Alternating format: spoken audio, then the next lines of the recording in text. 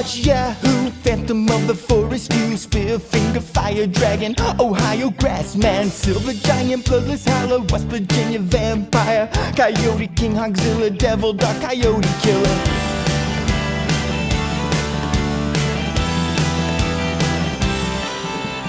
Cave creature, Mothman, Smoke Wolf, Lizard Demon, Ashman, Grafton Monster, Cow-killing Bastard, Shadow Creature, Dustman, Cherokee, Death Cat, Wild Man, Great Fire Rape. What else do I have to say? Steal yourself some chicken wire, and I'll get some lumber. Catch the Thunder Brothers. Don't you dare get out of the golf cart.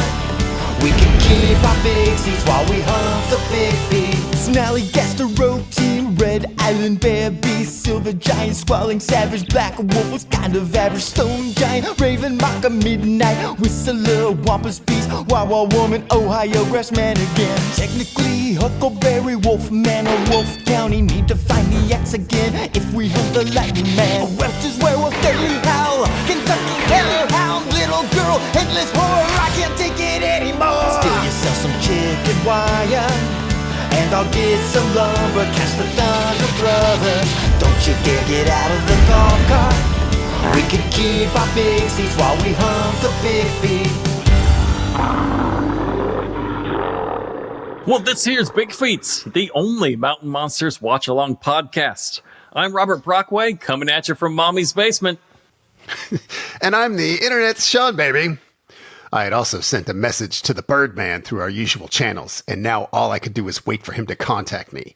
He moved at his own pace, and several days passed before I received word to meet him at the California Twist. He was there with Brenda Hollenbeck, a friend of mine whose father had been an accomplished smuggler, and the club's owner, a guy named Dick. Brenda was as tough as she was beautiful. One time, she had been kidnapped and held for ransom by Thai bandits angry with her father. The long red hair draping her face hid the fact that her left ear had provided a delicacy for the Burmese tiger they fed her to. The tiger, however, hadn't messed with her magnificent cleavage.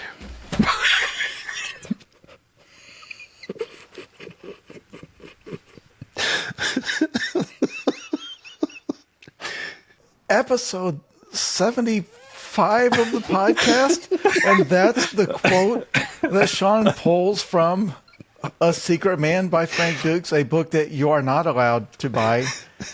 Anyway, I am New York Times bestselling author Jason Pargin. Jesus. My cleavage Most is of her was unmarred by gone, tigers. but her cleavage, the tiger does not eat titties. Just put that in the book. Oh, Jesus Christ. I can't believe, I know we say this every time. I cannot believe you saved that until now.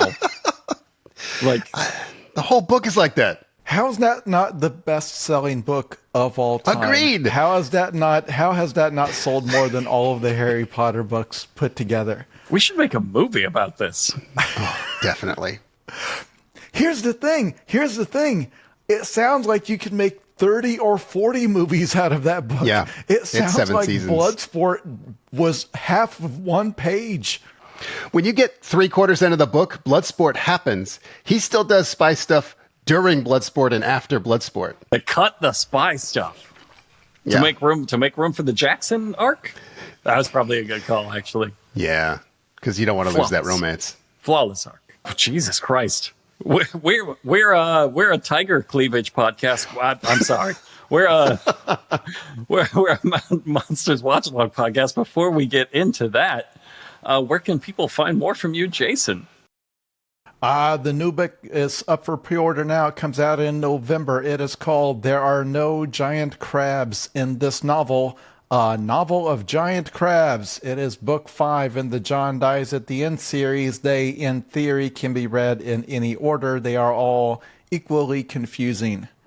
How about you, Sean?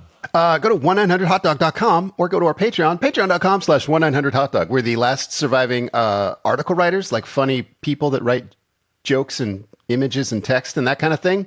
So if you miss those days of the internet, we're still doing it. And when we stop, that's it. So enjoy the last of it until we die. This whole thing that we've been doing is technically the death knell of internet comedy. So enjoy that knell. Enjoy that knell, everybody. I am actually no longer legally obligated to promote my new book. In fact, my publishers say they would prefer if I don't. So, of course, I am here to promote my new book. It's called I Will Kill Your Imaginary Friend for $200, and it's about Israel. It's about Israel, whichever thing you hate, pro, anti, neutral, whichever pisses you off the most, that's what it's about. And my publishers support me fully on that statement. There you go. That's my plug. Only book I've ever seen where there's a disclaimer saying we stand by every opinion every character states in this book, including the villains. I wrote that for them, and then I told them that was fiction, but it's not. It's legally binding. It's legally binding if you put it in the book. Everybody knows that. Before we get started talking about Mountain Monsters, the hillbilly cryptid reality hunting show, let's talk a little bit about Monster Mondays, the hillbilly reality monster hunting show. There have been some developments in the I think we can call it the AIM cinematic universe now. So where do you start explaining this? How far back? Oh God! I can't believe you even brought it up. It's going to be a 4-hour podcast. We will get into the full like thing when we reach this point in our podcast. But the people have to know they have a right. They have a right. This is all I want to talk about to anyone. I've got podcasts that are pressed for my book. I've got like 2 lined up next week. All I want to talk about is this. So as everybody knows, Mountain Monsters, the show, ended. It ended with the current season that we're starting with this episode, season 8. And then they went into limbo, about which they cannot or will not talk. They won't talk about what happened there exactly. The team split up. Advice of counsel. That's new. Okay, that's new. The team split up since then, and into Jeff and Willie had split up and are still somehow calling themselves the Ames team. So they got the rights. They got the rights to whatever that is. Somehow Jeff had the copyright to it. While Huckleberry, Wild Bill, and Buck split off and formed the Sons of Appalachia, and they started a YouTube channel called Sons of Appalachia, where they're continuing literally the storyline that we're on. ChatGPT started a YouTube channel. Okay, that's true. They're heavily AI, and they relied on what they started, on the story that they started in this season that we're talking about. So the Tigert Valley. They're in the Tigert Valley this season. They were the last season. Sons of Appalachia has been doing like 20 episodes, I think they're on now, all in the Tigert Valley, continuing the storyline. Jeff and Willie seem to kind of flounder around, just kind of mad about that for a long time. Jeff, they started the Ames Team Appalachian Files on what turned out to be a pro-Nazi network. It was just like a little almost a self-publishing thing where you sign up and they channel 12. They make your show and put it on there, and they had a lot of pro-Nazi shit on there, and then also 1 episode of Jeff's show before they canceled it or pulled it or whatever happened there, and then they disappeared for a while, and now they're back on a show called Monster Mondays. Jeff and Willie are back. Now, Monster Mondays is on season 3. This is a pre-existing show. It's a direct ripoff of Mountain Monsters. They saw a gap in the market and were like, yeah, the market needs Mountain Monsters. There always got to be one. So they started ripping it off, doing a real like Temu branded version. And now Jeff and Willie have joined up, and they're doing the Tigert Valley storyline from the end of Mountain Monsters. Both shows, both Sons of Appalachia and Monster Mondays, are splitting off and taking on the storyline that ended here, Mountain Monsters in the Tigert Valley. Not only are they fighting rival shows, they're going to be fighting about the same storyline. At the same log, certainly. At the same tiny patch of land that, we've speculated, is it somebody they know? Is it something you can rent? For some reason, they are very restricted as to where they can shoot. They had 1 log and that skull sculpture and that farm. And the farm. And of course, there's always corn. Corn is just free to shoot in. That's corn law. Yeah. How can you prove it? So the funny meta story here is that somebody gave both of these rival teams permission to shoot at the same time, and either didn't know their rivals or this person is doing a parent trap thing. Yes. And going to 100%. lure them into the same space. It's like, whoa, it looks like I accidentally booked both of you guys to sleep in the same B&B here on this property that you can rent for your weddings or whatever, at the log, the ceremonial wedding log. Gosh, it looks like you guys got to sleep in the same room tonight. I hope you don't remember why you fell in love in the first place. That's interesting. You guys go for the positive. I thought, my first thought was, oh, they're doing a Yojimbo. Oh, that's fun too. The farmers playing them both against each other. This is going to end in a shootout where they destroy the whole thing so that the land can be free of their menace. Who's the Bruce Willis? Who's the nameless I think samurai? it's the farmer. I think it has to be the farmer. We're gonna meet him in upcoming episodes. I think it's Terry. I think Terry's Terry's your the Bruce traveling Willis. samurai. He's your last man standing. Last man stand. Yeah. Let's do Desert Heat. Desert Heat is the best Yojimbo. That's the one where Jean-Claude Van Damme gives Danny Trejo a foot massage. Oh, so he's the foot. He's the Danny Trejo. No, he's the foot. You're right. He's the foot. The foot. Jesus Christ. It's amazing. I'm just saying this because it's important that everybody knows so that they can go support all of these channels with everything you've got, because this has to continue. We have to see how this plays out. Them run into each go other. watch Monster Mondays. Go subscribe. Go watch and subscribe to Sons of Appalachia. Just put it on the background if you don't want to be spoiled. Just let them have your passive views.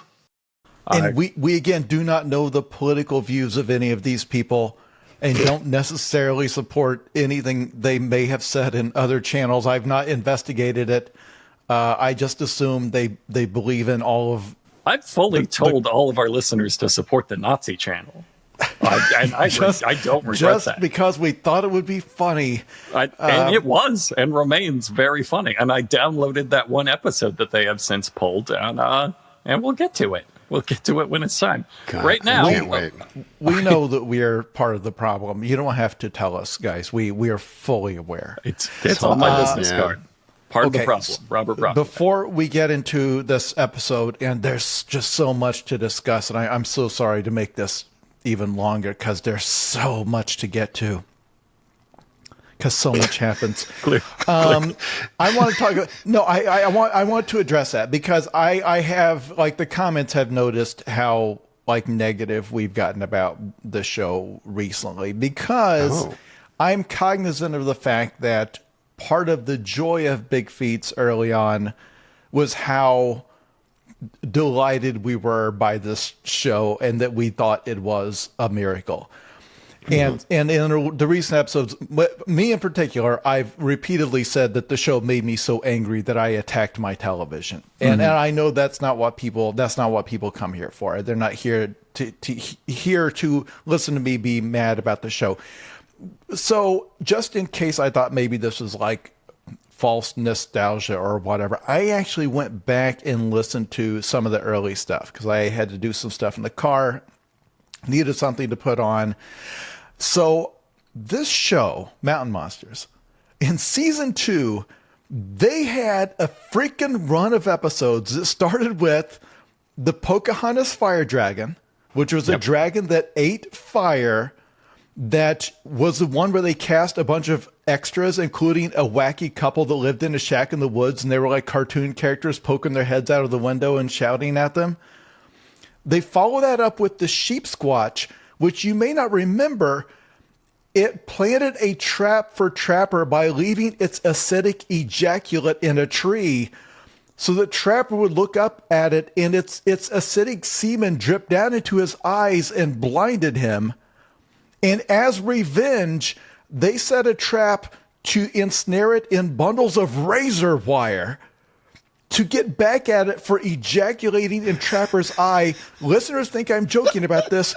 Go look up the episode. Oh, wait, you can't. They're all gone. The government took them down. They followed that episode up with the hunt for the xenomorph from Aliens. Fuck yeah.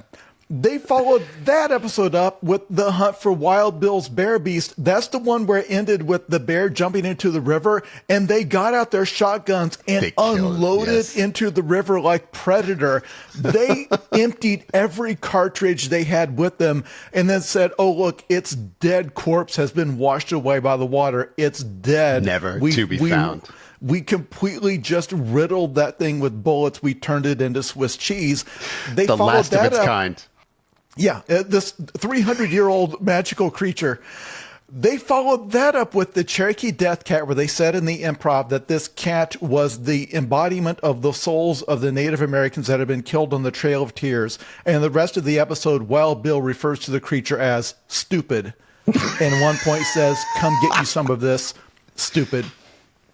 They followed that up with the Snallygaster episode, where they, in their golf carts, claimed they were being attacked by a flock of creatures, each one the size of an airplane. They had a 20-foot wingspan, weighed 800 pounds. They said an entire flock of them was attacking their golf cart and managed to not capture one pixel of that on camera.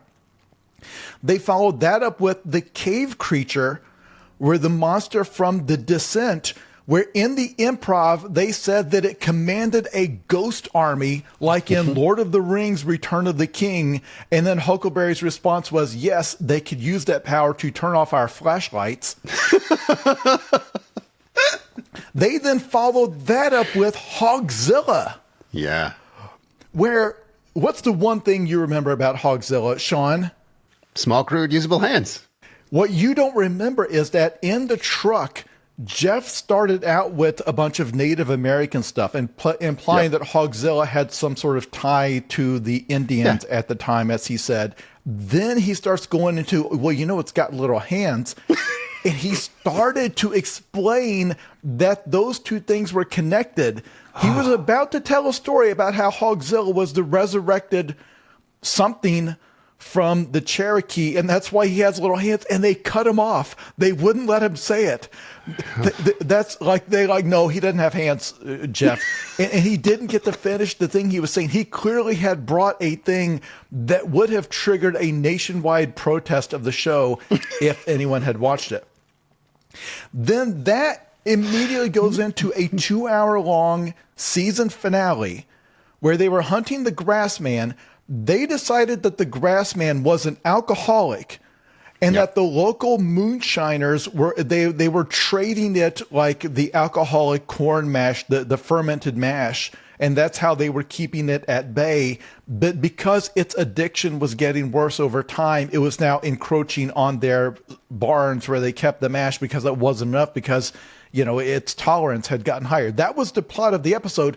They trapped it by having Wild Bill get his Uncle Leroy's windowless van that he used to invite the children into. To party. They turn it into a trap to trap this creature the way that his Uncle Leroy and it escaped like when Elmer Fudd gets his shotgun plugged up by Bugs Bunny. Like it exploded out of that van. Yeah. So we were, like the podcast at the time, we were just dizzied by this. It's like we were just dazed. Like, my God, it's just back to back. How are they doing this? So when you switch to a model where it's one creature for the entire season, it just handcuffs the improv, because when they're having to do Monster a week, they just kept painting themselves into corners, inventing where these things come from. What are their weaknesses? How are we going to trap it this week? And that desperation created magic. But now it's almost like they think this version of the show is more sophisticated or grounded or something. It's like they're afraid of it getting that stupid again. It's amazing they made that call, because it's not like it cost them any less. It didn't cost them more to do Monster. Like, you see that a lot of the reasons streaming switched to things like that is because switching from like a Monster of the Week thing, you would have to come up with more sets, even if it's not literally a monster that you're showing. Oftentimes it was. You'd have to do the special effects for the monster. You'd have to find unique locations.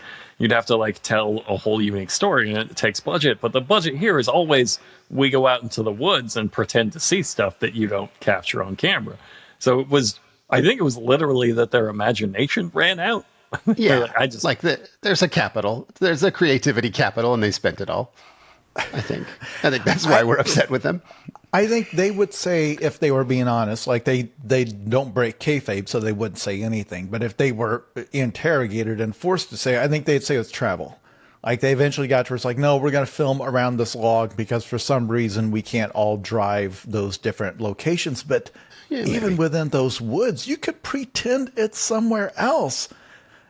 It's not like I'm going to be sitting here. It's like, oh, that's the same tree they walked past last week. It's like, no, it's find a different little cave, find a different little rock, something. I think the log is a good example because they did try to kind of, like, you could feel their instincts to make up new creatures. But the things they made up were like several different types of dogs, then a ghost wolf, and then a ghost dog, and then a snake, just an ordinary snake.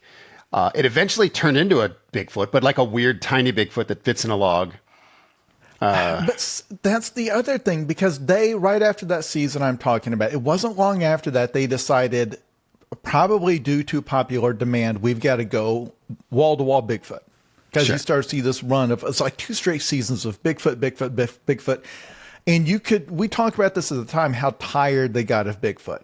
But it's clear that in this world, nothing puts butts in the seats like Bigfoot. Yeah. Like Bigfoot, like there's cryptid lovers, and then there's Bigfoot, and the Bigfoot people are their own community. So I do not doubt that whatever engagement metrics they've got when they're sitting down with their spreadsheets, looking at their audiences, that Bigfoot is their, that's the equivalent of the clickbait headline. So for example, the episode we're about to watch, it was in January of 2021 that they aired a teaser at the start of last season where Huckleberry says, we've got ourselves a Bigfoot. And then everybody starts hooting at the sky. So as of this episode, which aired 1 year later in January of 2022, the Bigfoot still has not appeared. They spent an entire season just throwing the Bigfoot lovers a series of what borderline illegal promises that, now remember, boys, probably got a Bigfoot here somewhere, and it never appears, which I know the Bigfoot never appears in the show, although several times kind of has. Yeah. Just put on the gorilla suit. Are you too good for the gorilla suit? They walked through corn repeatedly. You can do a grab we don't have to see the hand. Say Bigfoot grab me and fall down. Yes, we do. You have the hand. Did you sell the hand with the planks? They even fell down several times and could have said Bigfoot grabbed me, and instead were like, no, I just fell down. Corn got into my eye. It's like, corn got me. Say Bigfoot grabbed you. It's not, it doesn't say take Bigfoot much to satisfy put the corn these in your people. eye. Yeah. Bigfoot threw a piece of corn in my eye. So anyway, now, new season, final 10 episodes of Mountain Monsters in this iteration. The title of this episode, isn't it like Bigfoot something? The title of this episode is called Bigfoot or Bust. And I think this proves your theory in that they knew, we're in trouble. Like the last season did not do well. What do the people want? They want Bigfoot. So the opening episode, Bigfoot or Bust. We're back, baby. In fact, they jump straight into the truck with all of them chanting, Bigfoot, Bigfoot, Bigfoot, Bigfoot. I already have a comment on that because I don't think it's a very sensitive chant to do when there's a guy in the car who was molested by a Bigfoot and sexually humiliated by another. And he's chanting with them. He's right there. He's ready to do it all again. I think that he doesn't want to be a buzzkill, but I do think I think it's insensitive. That's just my point. It's like, it's all worth it because it's there to let the audience know, believe me, Bigfoot's back. And we're getting right into it. We're going right into it. We're going after Bigfoot. There simply must be a Bigfoot in this, or else what's the point? But they put the whole proposition there. They said Bigfoot or bust. No Bigfoot, you got to bust. I think it's implying it's Bigfoot, or else they have to go to jail. Because I think the lawyers called up and said, look, you can't just put Bigfoot on the box and then there not be Bigfoot inside the box. Like, that's literally against the law. That's false advertising. Could you imagine how much trouble they would be in if that became a legal precedent? Just from the Snallygaster episode alone. That's like 4 life sentences. But also, I sat here complaining about how the show has gotten bad. How many shows in history where the first episode of the new season, the first 8 words of the script are Bigfoot? Bigfoot, Bigfoot, Bigfoot, Bigfoot, Bigfoot. If you write, both of you guys, I think, have written screenplays. If you turned in a script to a studio and the first 8 words are just Bigfoot, Bigfoot over and over again, they are absolutely going to read the rest of that script. Oh, yeah. Absolutely. Yeah. Because you want to state your thesis right at the start. Isn't that how season 3 of The Wire started? Yeah. Bigfoot, Bigfoot, Bigfoot. Bigfoot. That's why they got the Emmy. Now, if you then gave them the rest of the script and Bigfoot never appeared, they would send somebody to your house to have you killed. Oh, absolutely. Like, they wouldn't think that was funny at all. You would die. Yeah. So they're all in the truck. They're all chanting Bigfoot. They're even doing like a little bit. I think it's art. I think what they're doing is technically art, and that they have Huckleberry laid out in the truck with his feet on the center console, and the camera's like placed right at his feet. So they're chanting Bigfoot, and you literally see his big feet. Like, I think this is that counts. Yeah, like French cinema, right? They learned this from. Do you know why they're having to sit so weird? Because for the first time, everybody is allowed in the truck. Everybody's Willie allowed is in there. to chant Bigfoot. Wild Bill is in crew. there. The first time. And Buck says they've been chanting that for the last 90 minutes. He doesn't just. I would have watched that. He looks. the he feature looks film, straight the in the first camera, Bigfoot film. like Jim from The Office, and he goes, "Just in case y'all are wondering, I've been dealing with this crap for the last hour and a half." Fully addressing the audience. Y'all, in that case, is you, the audience. He's doing a Zach Morris. He's doing a timeout. I'd say that's part of the theme of this episode. They're just too loose with it. They are having way too much fun. They're just straight up looking into the camera. They're just saying Bigfoot over and over. Doing a lot of foot stuff. It's getting A lot of very sexually charged foot stuff. Well, we've got to get into that, even though it's not important to the plot. But they got to kick off with a comedy bit where they came prepared for this, because somebody's like, "Well, how big are those feet anyway?" And Jeff conveniently has a tape measure, like, "Oh, you brought this prop to do this bit. Oh my God, what have you planned? This is a bad idea." And then who wants to run through this? Oh, I wrote down this quote. Jeff measures Huckleberry's feet, and he says they are 16 inches. Mm-hmm. That's what you were referring to. Oh, I didn't write down what he responded with. Did he say something weird after that? I don't know. That's all I have in my notes. 16-inch feet. Those are pretty big feet. Wait, hold on. Let me. I bring it up because it has to be there for the drinking game, because that's an important part of this. Because they mentioned Bigfoot. Huckleberry replies, "Now, Jeff, if you need a higher number, I can unzip my pants. So take a drink." Huckleberry referencing himself having a towering, delicious cock. The subtitles even said harder numbers. Like, he said higher, but the subtitles heard harder. Yeah, at least on my HBO. And the joke is too much for Jeff. Like, he is Brendan Fraser clapping, and he's as close to death as like we've ever seen him. And he spent a lot of the show fainting and bleeding, but he is like asphyxiating on the laughter. This is the greatest moment of his life. They cut to a drone shot, and they're still laughing. Like, the laughter of the car is still being played over the audio. Like, as if, just to give us the idea that the laughter continues for hours. It's Bigfoot for 90 minutes, and then just raw laughter. And when they come back from that drone shot, they do what they're gonna do a lot this season so far. They're really going full Scrubs, where they're doing like, anyway, let's come down from the laughter, right, and talk about something serious. And Buck goes on to say, "Guys, as you know, we are the best monster hunters on the planet."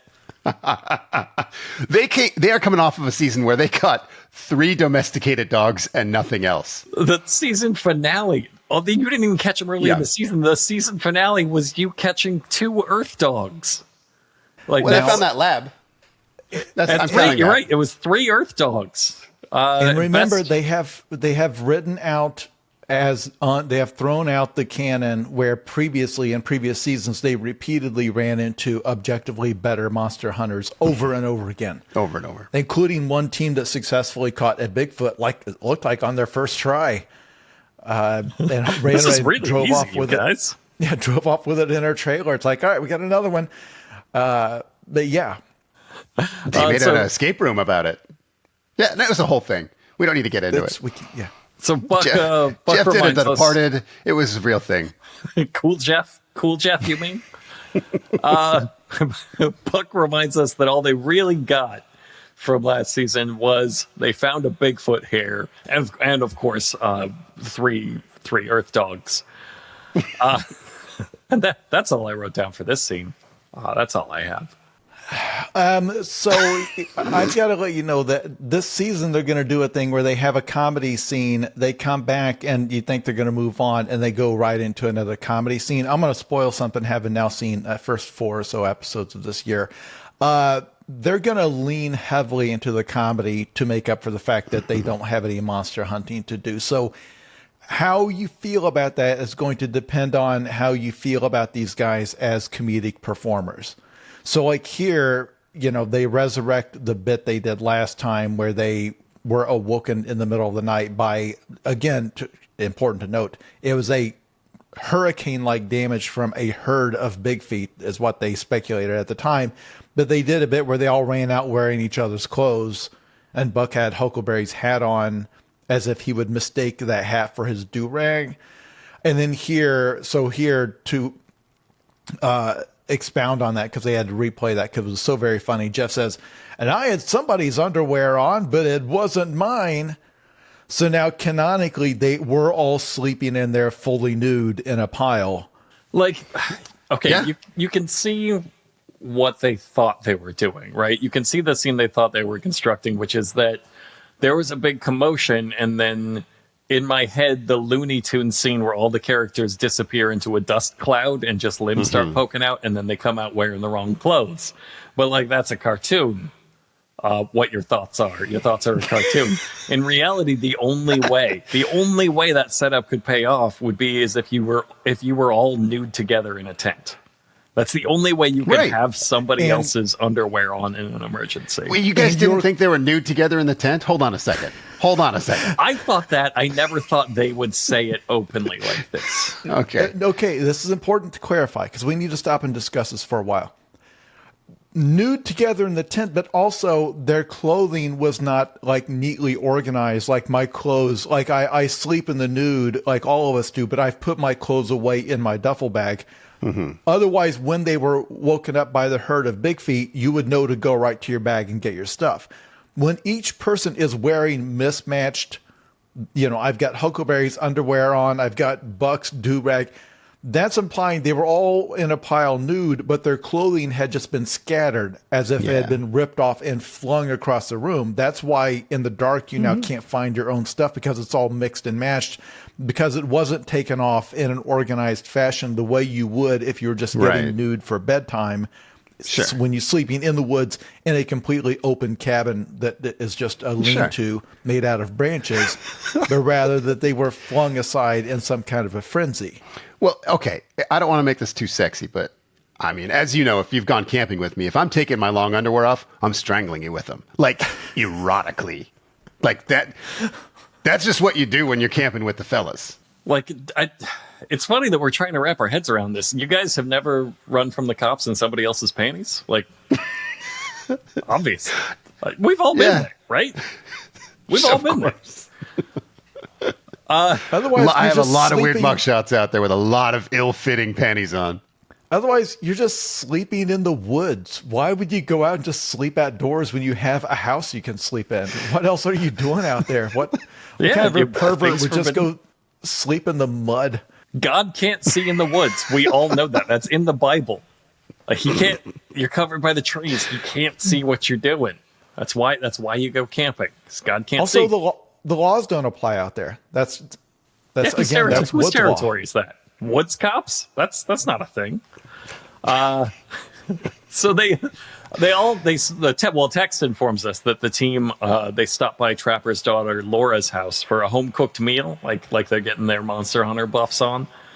And she tells them she's pregnant with the boy that she's going to name after Trapper, and it's heartbreaking because you can see like how they were seeing into the future. They were like, yeah, man, season 17, we're bringing in like little Trapper, little T. I think Buck even calls him little TJ.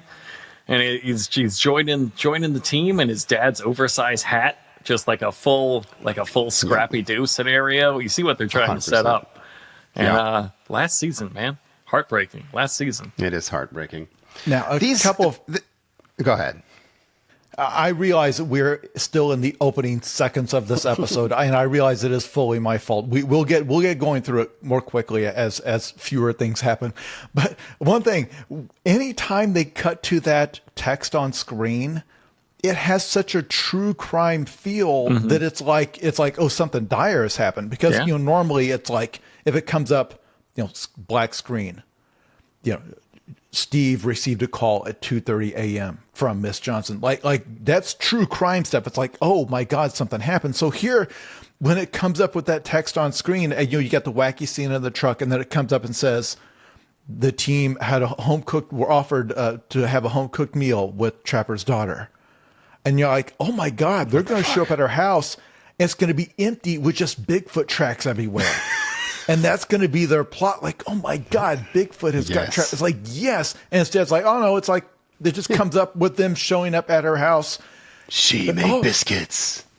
But also, dun, dun. also, she says, come on in, guys. And you think they're going to be allowed final season. They're going to be allowed inside a home. We're going to see them settle down at the dining room table and eat a meal. Like somebody has finally invited the Ames team inside, and they all start walking toward the house. And right before they get to the door, it cuts back to the truck, and they're like, "Wow, that sure was a good meal we had, guys." Inside the house, we're all allowed. It's so clear that she's like, "No. Only one man has ever allowed you into his home. That was Trapper, and then he died months later. He died from it. It's like the doctors couldn't pronounce him as dying from that, but we don't know. Legally, we are not saying that having the Ames team in his home in his Bigfoot cave killed Trapper. We're just saying that the only person to ever let them cross the threshold and give them permission to enter, because they are like vampires, they can't just do it. He was not alive the next year. So anyway, we got to get moving. I'm so sorry. So Trapper's daughter, Laura, she hands them a box of like mysterious trinkets from her father. And I just love that. I love that she heavily implies that these will have Bigfoot clues for your journey. She's like, these are my father's belongings, and like they'll help you along your journey. And it's beautiful to me that there's no quiet dignity or like mournful class to it. She's just like, here are my deceased father's memories. And what I want is for you to cut directly from me handing you this box to all of you going, Bigfoot, Bigfoot, Bigfoot. Like that's what Trapper would have wanted. Yeah. And that's what they do. This is kind of a reboot, a retcon of Trapper, because we know Trapper's very organized. We saw his Bigfoot bunker. And then he gave them his journal, which was like, drawn very consistently by a single art, production designer. And here's just a box of crap. And so I'm like, this isn't really how Trapper delivers information. Like, he has 4 pages on how to like bury the bone, if you remember. He wouldn't just give you a watch and say, this probably has something Bigfooty about it. Yeah. It's Bigfoot's watch. But this is how he tracks stuff. It's that movie logic of everybody has just one personality trait. Like if you had a box of mementos, why would it have to have Bigfoot stuff in there? He had lived a long, rich life. He had a family. He had a lot of other things. If I went into a random drawer in Seanbaby's house, I'm not going to find a bunch of blood sport stuff in there. That's bullshit. Don't tell people that things like that. Every drawer is blood sport. Okay, that was a bad example, but yeah. I get what you're saying. Because again, I'm not going to put too fine a point on this, they keep treating Trapper as if he was a mysterious man who spoke in riddles. And we met Trapper for like 7 seasons. He was the least mysterious man to ever walk the earth. Like, he didn't keep anything from them. He did not speak in riddles. But as soon as he dies, they were like, man, he left us so many puzzles to solve. He'd just been, the whole time we knew him, he was designing ARGs for us to do after he died. Yep. I wish we had known wolves about this passion. We could have shared it with him. He was looking for wolves in the book, and they're like, you know what? I bet this was a trap to lure us in here to find lots of big feet. Yeah, that was the ARG. And they did not solve it. They didn't solve it. No, he took the time to etch that message into that rock 50 years ago, and they forgot to follow up on it. Yep. The Day of Wrath. They decided, wait, he's not talking about regular wolves. He's talking about super wolves. Wait, we caught the regular wolves. I guess that's going to have to do. Okay, so they leave Laura's house chanting Bigfoot, and then we cut away to the night hunt, and Buck explains that they don't have Huckleberry with them because he got bit by a spider. And then he shows them a picture on his phone of Huckleberry's weird infected spider bite, which Pretty gross. But doesn't look like something you should miss work for. No. Is it unfair for me to say that? No, it's not unfair. Like, it's pretty gross, but it's not like chasing up his veins to spread the spider sickness to his heart. Yeah, like, a child-sized Band-Aid would cover it. Yeah, it like, sucks. that's probably not even like the worst sore on Huckleberry's body at any given time. We've seen his feet. Yeah, I think he just looks like that. Like, if this is an excuse he's made for some reason. Right. I don't understand. If Huckleberry said, I have to miss work today, and he just sent a picture of what we've seen his feet look like, I would be like, Jesus Christ, you have to I understand. Yeah. But you have to take care of that right away. What if he was really from 2 years ago? What if he was really emotionally hurt by them, like, chanting the name of his assaulter Yeah, he didn't want to be back out here. for 90 minutes? Like, when I'm with Emmanuel Lewis, I don't play all Michael Jackson songs. All right.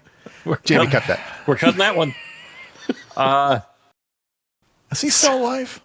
I'm not sure. Emmanuel Lewis? Are either of them still alive? He was a grown man at the time. That's Are why they I think I picked him. Are I they could have both said secretly still alive? Macaulay Culkin, but he's like a friend of a friend. We don't want to do that. Yeah, all of this has to be cut. The whole episode. Yeah, that's a good idea. So I assume Jamie is always cutting. I never watch these episodes back. I assume she's always cutting these things we request 100%. and not assembling a reel of things to use against us as blackmail material. no, that's what I was doing, but I don't need it anymore. Book was successful. I'm good. God, I fear what Jamie's going to use it for, though. Okay, so The moment we run for office. So Buck explains they have to hunt, even though Huckleberry is going to be so mad at them for hunting without him. And then in the next breath he says, "But don't worry about Huckleberry. He'll be back with us tomorrow." Couldn't wait one day. Couldn't wait one day for him. Like, this is obviously fake, but why? why? There's even another reason. He also says Jeff apparently broke the thermal camera, and that this is it's not the kind of show where you can just drop. I looked this up. $98 on a new thermal camera. All right. And I do want to remind you, this is 2022. This is a few years ago. Prices have changed, but not that much. It's probably like 75 back then. They could have borrowed one from a local pervert. But without Huckleberry, like, the tone is off. Like, I say they're having too much fun, but it's even worse with Huckleberry gone, because he's like the guy who's supposed to say, there's something in these woods, a creature. God, he does rip say your that dick really off like the good. devil's dentist in a second. I don't know. I'm not very good at the Huckleberry stuff, but like,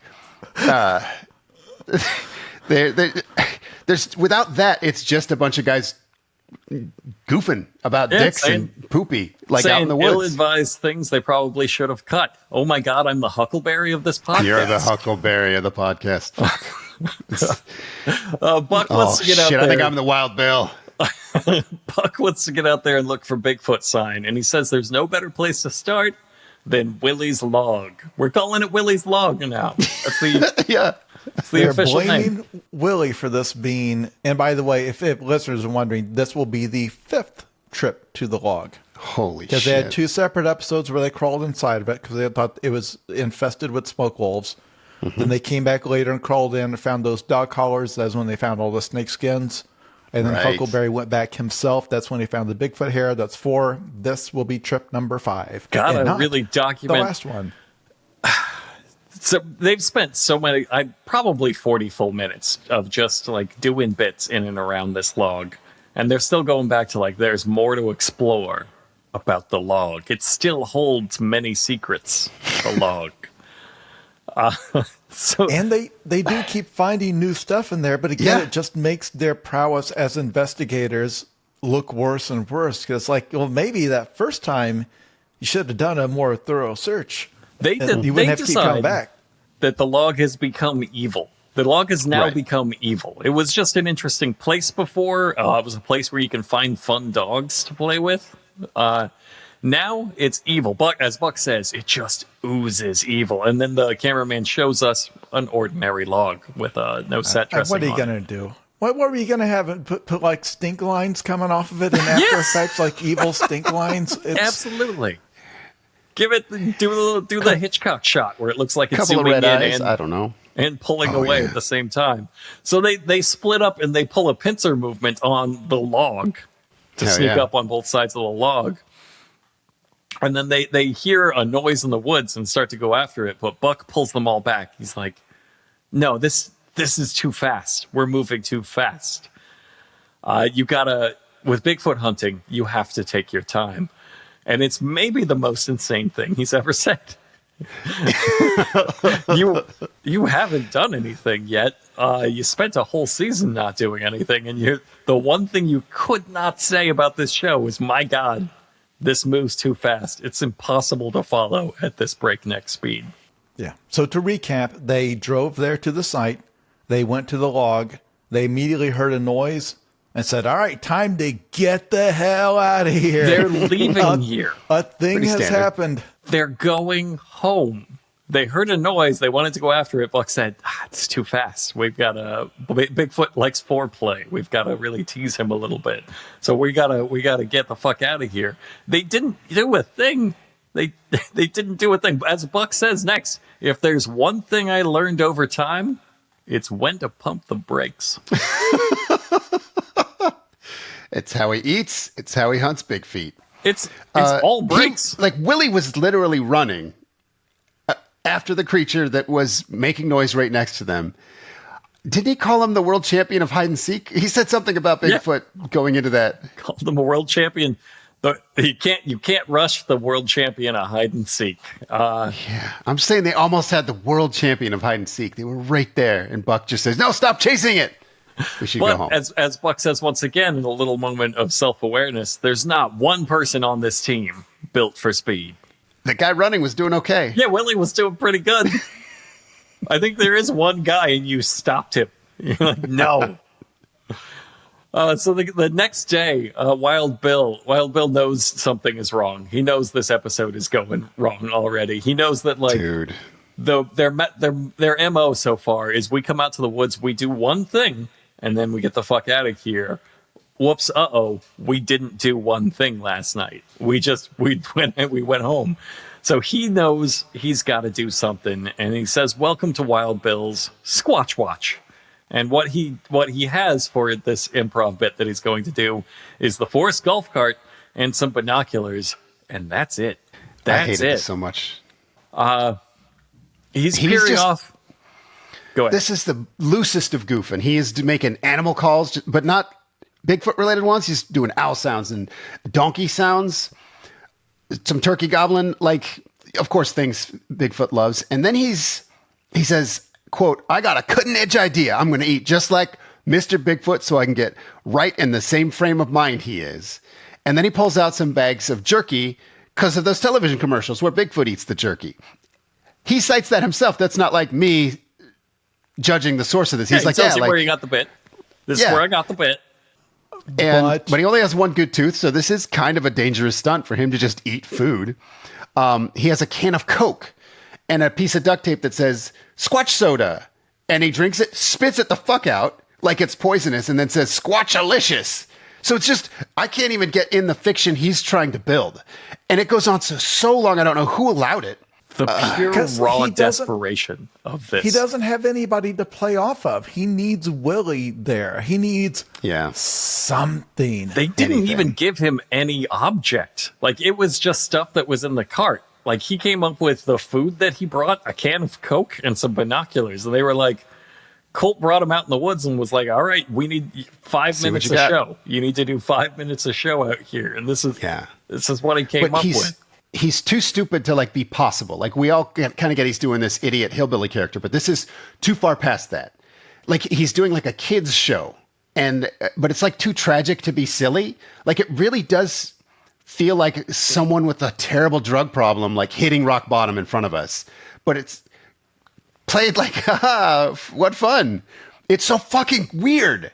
But see, this is what I'm talking about with me getting angry at the show. Because my notes here, I didn't record any of that stuff. It just says, I highlighted this in red. This is still going. It's in all caps. I didn't even write down what he was doing so I could make fun of it. It just made me so mad because it's that, like it ends with him saying he finally hears a noise or gets called off to go, oh, the Bigfoot is here or whatever. But it's like what he was doing did not trigger the next thing in the story. It's truly just, I did this for a while. Oh, now something's happening over there. It's just pure waste of time. Yeah. And what happened was an earthquake. And he's like, oh, I got to go over there and get the earthquake. They don't call it an earthquake. They call it, Doc says, it sounded like the devil was down there using his anvil. So he rushes off to the ground shaky, dirt rumble. We don't have a word for it. But Jeff had filmed it. So when he gets there, Jeff has a video of the earthquake. And I call bullshit here because they've never done this. For an Ames team to film themselves, period, is insane. Every time someone has video footage, they take a long time to explain, okay, I just had the camera out to clean it. That's why I was filming. But anyway, for it to happen during the 1 second of earthquake is absolutely incredible. And where this That's a good name for it. We should call it earthquake. Where this happens is the same farm that they've been on all last season and now. And Huckleberry does something very crazy in that he walks on camera and immediately says, this is the first time we've ever been on this farm. We just got permission to be here. It's why? Why would you? We know what's around this area. And they do this sweaty thing where they're like, well, we discovered that this farm provides us with a shortcut to the log. So we were here like doing reconnaissance on this. Got to get to that log quicker. Shortcut to emergency log access. It's like, okay, but is the premise that your entire 6-man camera filming crew was filming Wild Bill doing his solo woods goofing and no one was here filming the thing you were doing? That's the premise behind the scene, is that there was no one filming. Like, he had to rush on the scene because the monster, we keep skipping over this. The monster shook the ground somehow. Like, yes, they decided in the scene that was what they heard. The earthquake was the monster bellowing. Whatever, with this Bigfoot, it's still ostensibly Bigfoot. Remember, roared so loud that it shook the earth. A Bigfoot that the previous night they discovered had been sleeping inside the log and then escaped through a hole in the log when they approached it. And again, this log is not a redwood. It's a log that would barely fit one of us. So this dainty little Bigfoot, they keep reminding us, this is a tiny little mini Bigfoot. Yeah. But also, so I don't know what they're building up to. It's going to be fascinating to see because the picture they're painting here is difficult for me to see in my mind. I mean, I see it just fine. I love the idea of a really tiny Bigfoot who roars so loud it shakes the earth, like a little Bigfoot. Like a nice voice. Third shack. knocked over all the trees around their encampment. Again, they showed the recap. That's where the orgy was occurring. That's what got them running out nude from their encampment, was that everything had been obliterated. They said it looked like a hurricane had come through. So, again, at the time, they acted like it was a herd of big feet. Now it's like this thing has some sort of shockwave powers that can pound the ground, do like an area attack, like an Elden Ring boss. You got to time your jump just right when you're fighting this Bigfoot. And he's fast. He can dart at you. So they head off into the woods to look for the Tasmanian devil that I guess they're looking for at this point. Jeff spots some mushrooms, and Wild Bill, for just one word, fakes an Irish accent. He goes, "Bicora!" And then he says completely normally, "He was eating the hell out of them." Have we mentioned the Buck's not here? He's at work. Oh, right. He's at work. He's going to be here very shortly. But yeah, but it's important that he's not here yet, or it's going to be confusing to people. He is currently at work at the moment when this is happening. I wanted to talk about a lot of the show. We've skipped over it. They're presenting it as sort of a travel documentary of them sort of showing amateur Bigfoot hunters how to do it, how to look for signs, what to look for when you're out hunting Bigfoot. And here they find some mushrooms. They've talked a lot about food sources and how you find some berries, and maybe Bigfoot didn't eat those berries, but the gobblers that eat those berries, that'll feed the deer, and then Bigfoot eats the deer, because that's how the food chain works. One berry feeds 15 turkeys, which feeds 20 deers, which feeds 700,000 big feet. That's how this works. So when they find these mushrooms, they're like, oh, wow, there's hardly any mushrooms left. And normally there's kind of a little clump of mushrooms. And they calculate the caloric intake of those mushrooms to be enough for something the size of a third of a shack to cause an earthquake that shakes the entire county. I just want everyone to know that they're giving us the math for this. They're trying to explain to us how this science works. And yeah, it's educational. This is on I the found Learning that Channel? very fascinating. Yeah, it's History Channel, something like that. I'm learning a lot. And in fact, they're so impressed with, because it's like a whole patch of mushrooms, like the size of a football or something, and they're shocked that it ate almost all of them. Almost all of them. It destroyed this patch of mushrooms to the point that Wild Bill says, that bastard's probably taking a nap now after that meal. Eating the whole county out of mushrooms? County famous for its mushrooms? There'll be no mushrooms left for harvest at this rate. Has to die. Golden delicious mushrooms. Yeah, they did. Yeah, they had the bucket of golden delicious apples, and they're like, well, that's it. The only food source in the county. Maybe they just don't know how food works, which seems impossible because they're all struggling with several types of diabetes. Yeah, that checks out if they don't know how food works. Yeah, no, I guess you're right. Yeah, it all airtight show logic, Sean. Yeah. So Willie takes point because they're the dumbass. You're right. I'm the dumbass. They're headed back to Willie's log, so Willie has to take point because he's the only one who can reliably find the log, I guess. So they're going back to the log again. When they hear a noise, they all have their guns out, including Willie, who's got a little pistol now. He's got a little pistol. Yeah, that he brings he's out. got Trapper's Glock. Oh, is in it the Trapper? early seasons? Well, that was the only one we always saw Trapper holding that, because in the early seasons he would do this thing where he's got the little flashlight on the Glock where he was like I'm Bigfoot cop. I think he inherited this. I know it was in the box. It was in the box of mementos. My dad's couple gun loose guns in there. Why not? can only be used on big feet. So I really hope you're hunting one this season. I hope it turns out. So Willie finds a thick cable tied to the log. They've been here. This is the 6th time they've been to this log. There's 4 hours of goddamn film time dedicated to the log. They never noticed a full tractor shipping cable wrapped You're around skipping the log. 2 pincer maneuvers, by the way. They pincer the log and then get there and do a sub pincer. They pincered this log so many goddamn times. It's never getting away from them.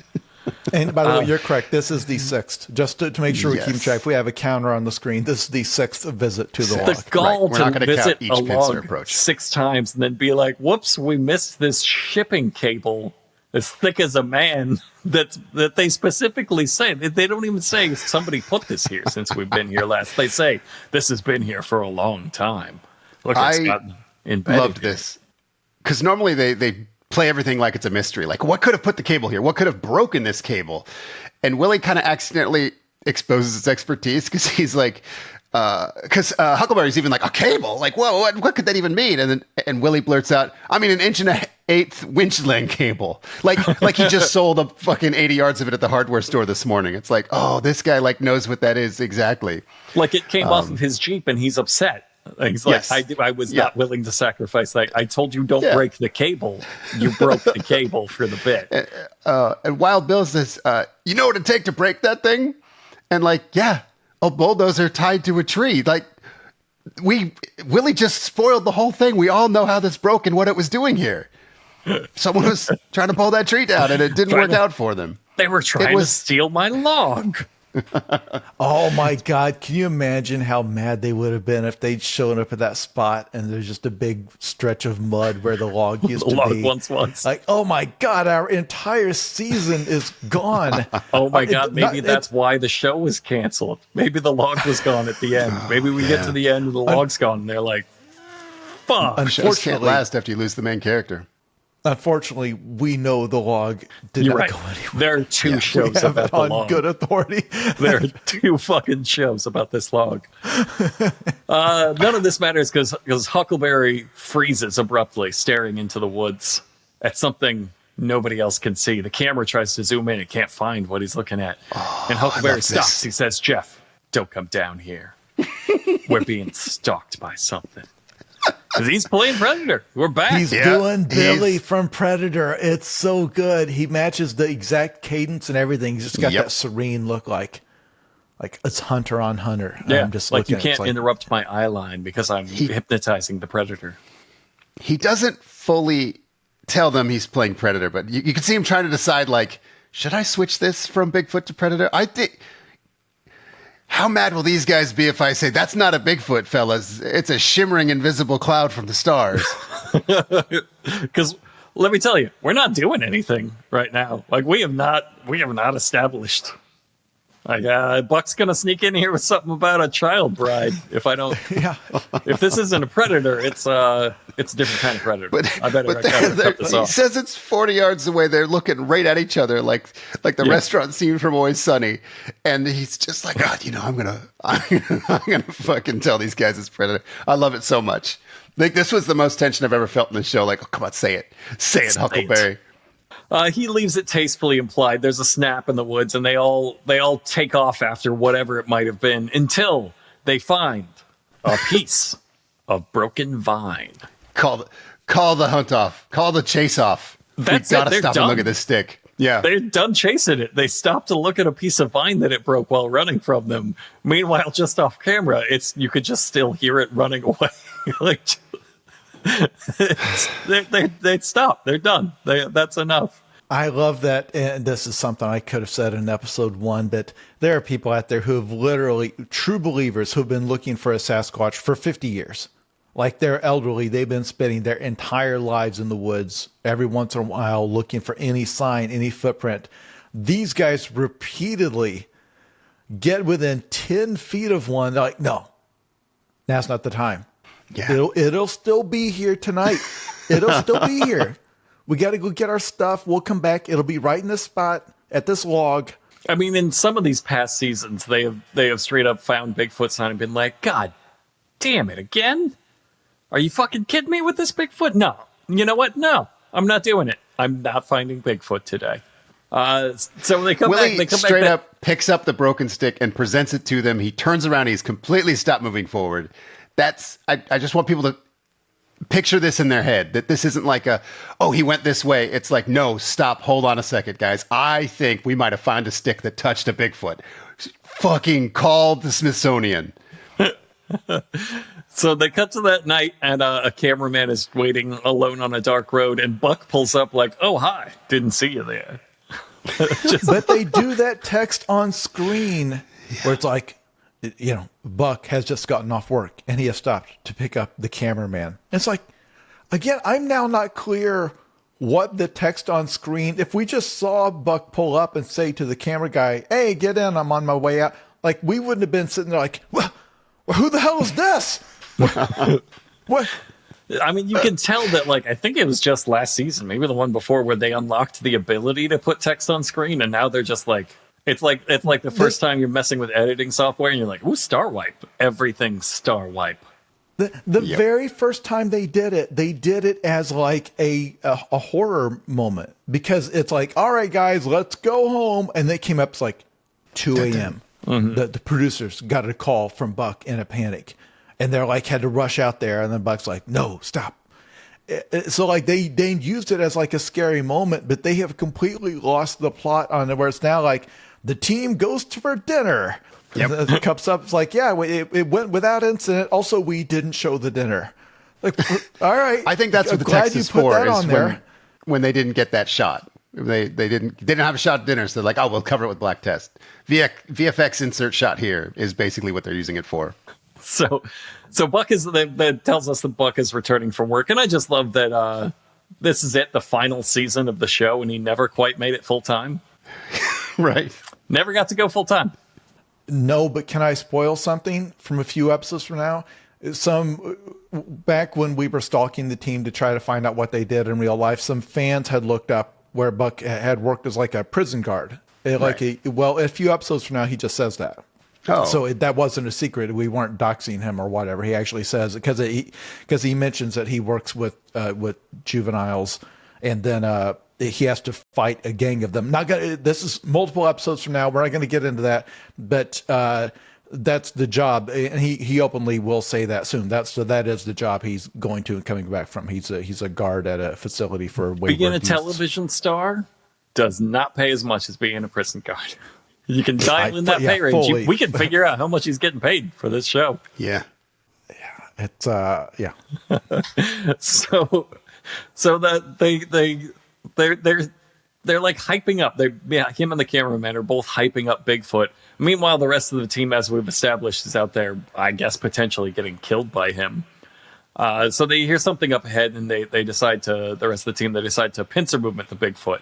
And Willie does a really cool action sequence where he runs across a log, and he does a side roll into a cover position. It's just like sweet, full leading man stunt. And Jeff does a really solid bit where he stops and just goes, "The hell is that? I'm not doing that." Yeah, he's real pissed about it. Solid bit to do this. And then they ruin it all by repeating it almost word for word with Wild Bill and Huckleberry. So, yeah. I don't understand. Do you think they were aware that that they are both doing the exact same identical bit? Because it's the exact same thing. Because Wild Bill, it's against Huckleberry and Wild Bill like jumps down and like does an elbow crawl against something that Huckleberry can't do. And then Huckleberry like looks at him like, and then actually there's a thing where Huckleberry says, "Are you on drugs?" And there's a beat, and Bill's like, "Not right now." It's a real great bit. Either one of those bits would be fine on their own. Sure. They're both well done. I'll say but you do them back to back. It's just weird. It's just yeah. I think what they're doing, I think they're kind of retconning the show. They're sort of rebooting the reboot to sort of establish these two guys can move physically and nobody else can. And I think that's what the education stuff was about. I think what they're trying to do is more character development, which is maybe a note they got from Jason through time. But the fact that they repeated it sucks. But again, either one of those would be good. And I do think it helps establish us as a viewer to realize what skills each of these men have. Like Buck's now the educator. He's not just worthless. He's not just a worthless coward. And Jeff is now a researcher and not just a worthless coward. And when's the last time you've seen Jeff piss himself? I can't even remember. He might not even do that anymore. Now, you wonder, like, okay, well, what are they setting up with this? And so what they need, like in the improv, they're going to need Jeff to discover an artifact in the woods. Right. It's a thing. It's got to be that thing like that Indiana Jones thing where you're fighting and then you break something. It's like, oh my gosh, look, that thing we broke, that's actually a passage that we've...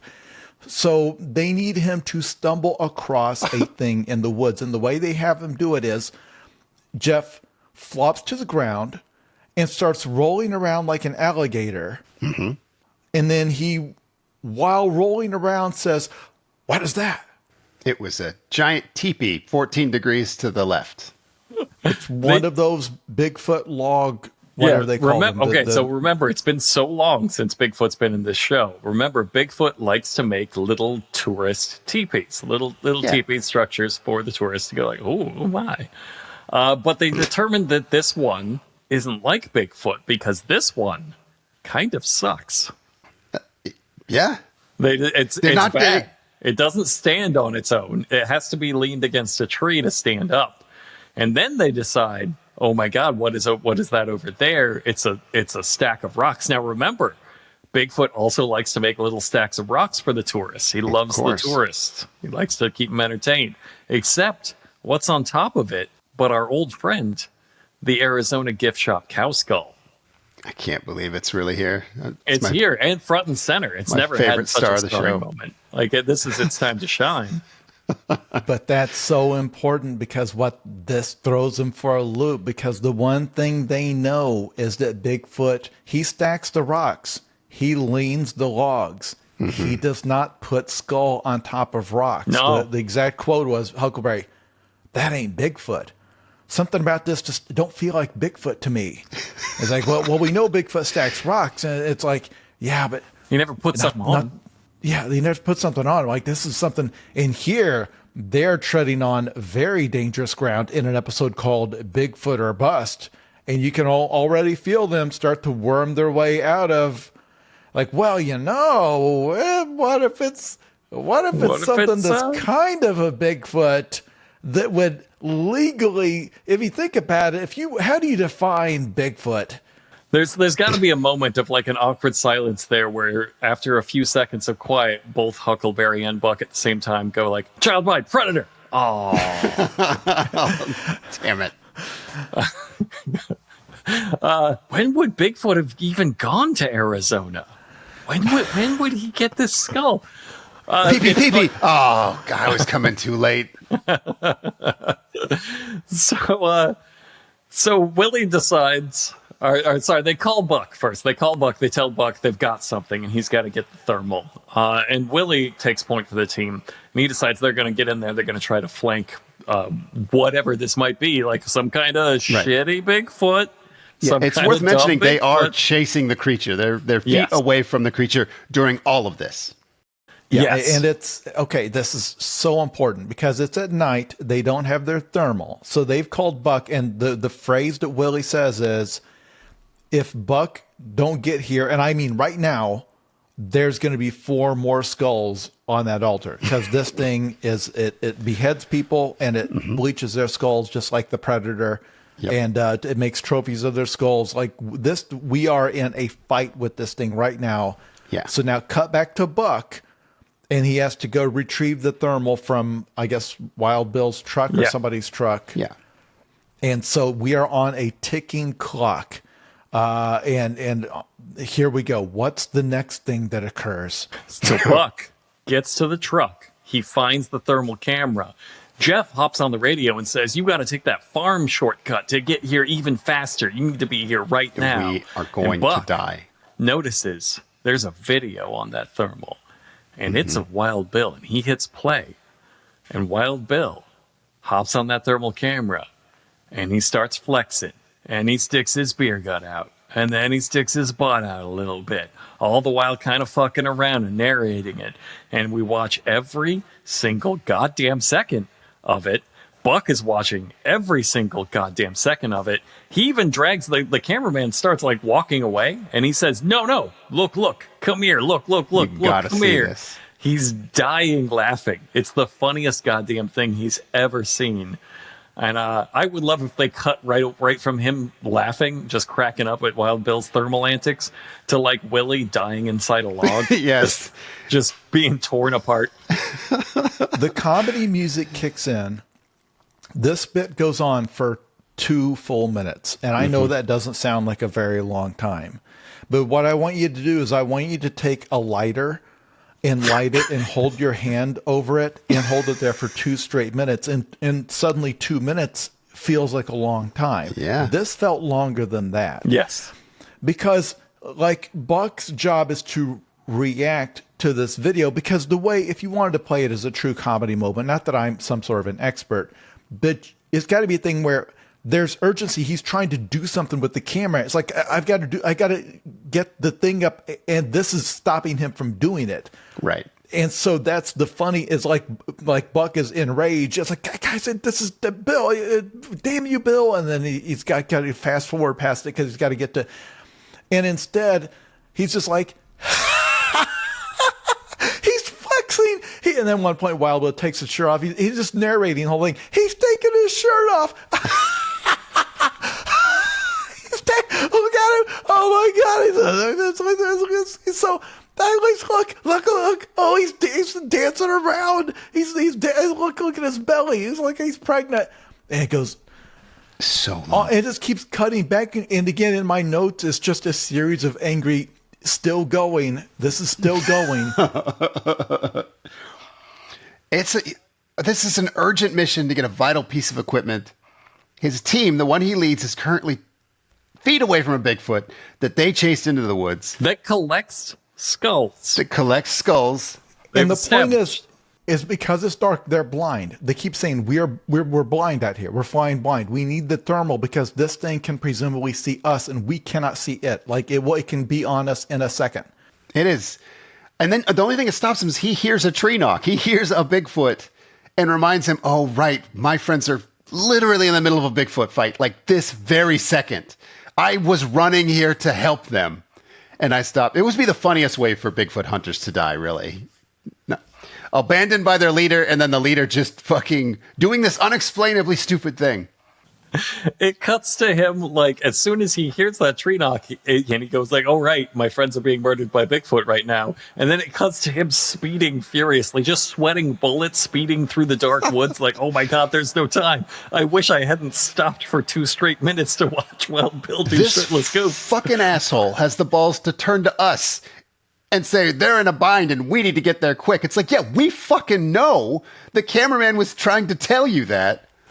He says we need to take that farm shortcut now to make up time. To make up what time? Specify what time we're making up. Why exactly are you behind? And they cut to the text on screen. It's like Buck arrives at the farm that the team is using as a shortcut to get to the log. It's like, yeah, we can see that. Again, if you didn't have the text on screen, you just show him pulling up to the farm. We wouldn't be sitting there like, well, where the hell is he? Some kind of a farm? What, is he in a different state? Did he go back home? What the hell? He arrives on this farm we've only just been given permission to shoot on and have never been to before. Why did they do that? Why? What a weird fucking thing to do. Speaking of weird, he's jammed up by a cow. He's like, oh, there's a bull here that's kind of grouchy. Because the shortcut to get to the log requires them to walk through a cow pasture. And they said, but the farmer told us we have to be careful because there's a bull out here that will kill us. Angry bull. The shortcut is through an angry bull's territory that they have to run from. And don't take the shortcut. Some of you can say, oh, so they're setting up something. No, I think the guy literally told them that the crew, like, now there's a bull here that will kill you if you don't go in there. So Buck determines that, like, Buck never makes it. Spoiler, he never makes it. He stopped here at the cow. He doesn't get further than this. He hears the monster roar and he stares off into the distance and says, I know that sound. That's not a Bigfoot. We're hunting the wrong monster. So just real quick, the title of this episode is Bigfoot or Bust. You have chosen it's a bust or bust. Yeah. Because again, you told the audience a Bigfoot was coming a year ago.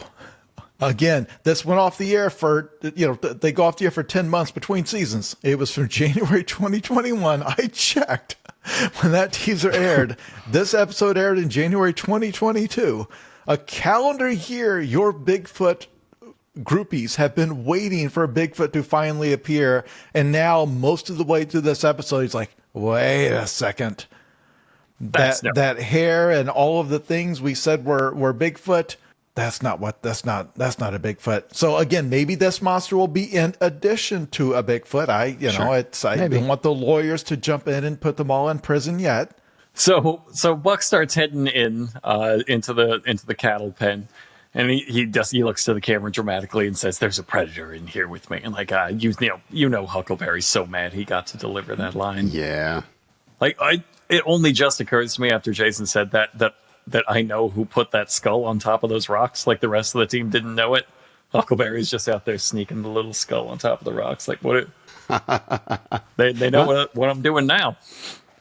So Buck hops on and radios for backup, forgetting that he's the backup for the other team. Did he radio or did he call them on his iPhone? Oh, you're right. Because it says here in my notes, Jeff has his ringer on while they're doing their stealth mission against the Bigfoot. But again, they forget the geography of the scene because Buck hears a roar in the distance. It's like, yeah, that's the roar of the creature eating your friends. Mm-hmm. And so he calls his friends like, hey, I heard a roar. I'm scared. Come here.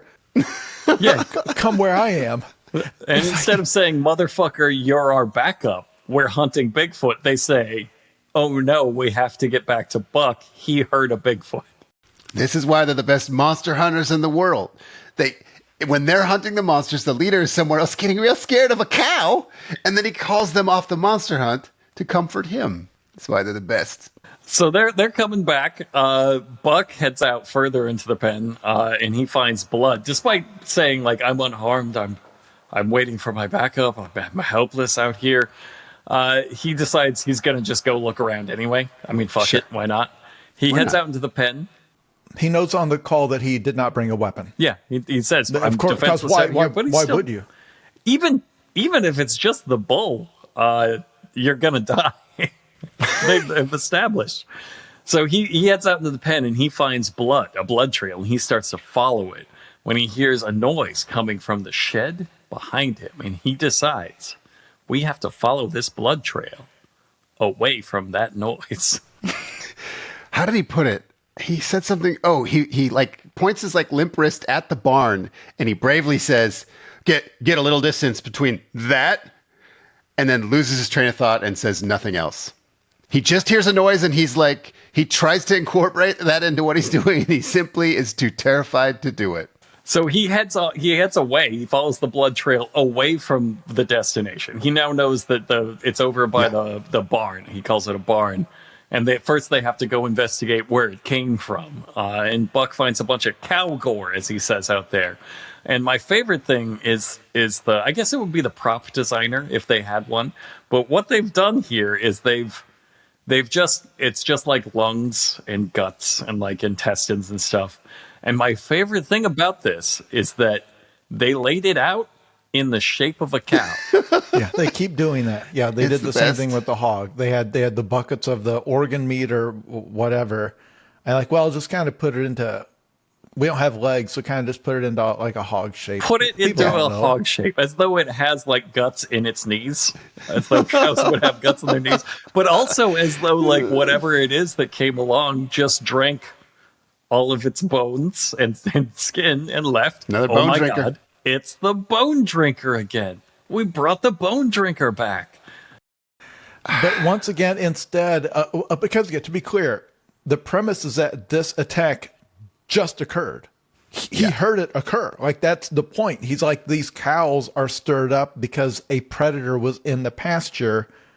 Oh my gosh, here's the thing it killed. And then he immediately starts like congratulating the prop team. It's like, well, look, there's a stomach. And there's an esophagus. There's a liver. Like, why is that relevant?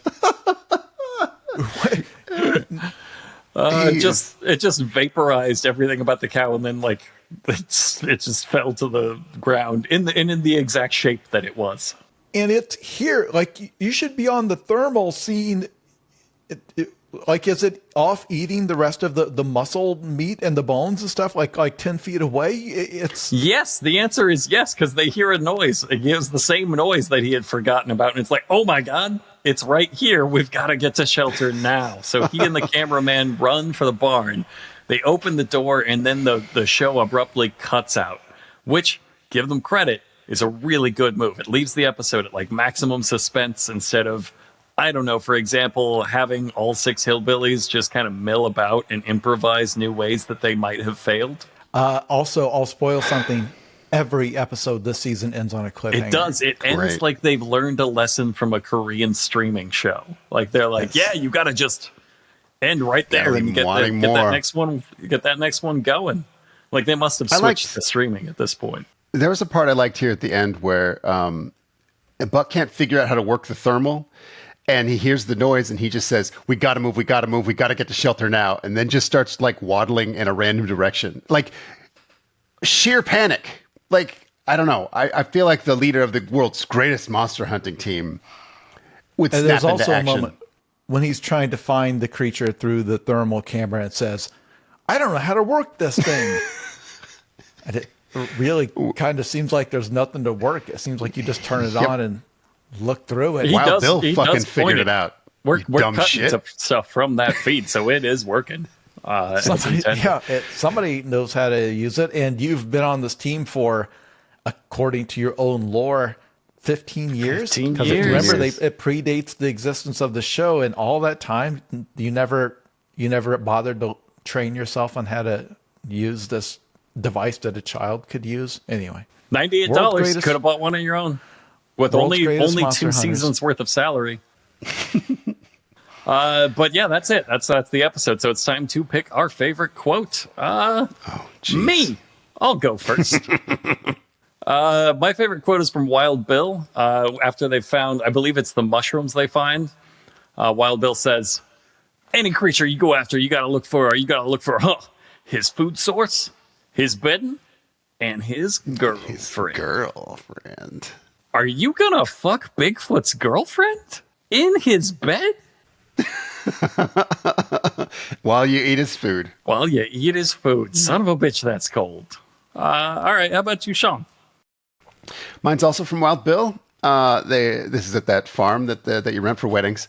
And he says, this Eastport farm is huge. It's bigger than a damn couple of big elephant testicles. End of comparison. Compared their farm to elephant testicles in size. And made it smaller. Or no, the farm is bigger. The farm is, but just barely. The implication is just barely. Yeah. I have 2. The first was actually posted by Buck on the Sons of Appalachia YouTube page as a comment. God damn it. I'm sorry. Some people ask why the team split up. We will never address that here. We take the high road, always. We have been advised by our attorneys to not discuss it. And we will not. They were begging for like fruit snacks on their Amazon. I don't think they have attorneys' money. I think I may have bought them some of those snacks. But the other quote from the actual quote from the episode is Buck when his friends have told him that they're dying and he gets in the vehicle to drive toward them to rescue them with the thermal says, man, the Tiger Valley never fails to impress. After having just watched Wild Bill goof around shirtless, that's what he was referring to. That's the last thing he did before saying that. There's something about it he loves. I don't think I visited any place as much as they visited the log. Like, I don't love any location that much. The log is just majestic to them, always discovering new things.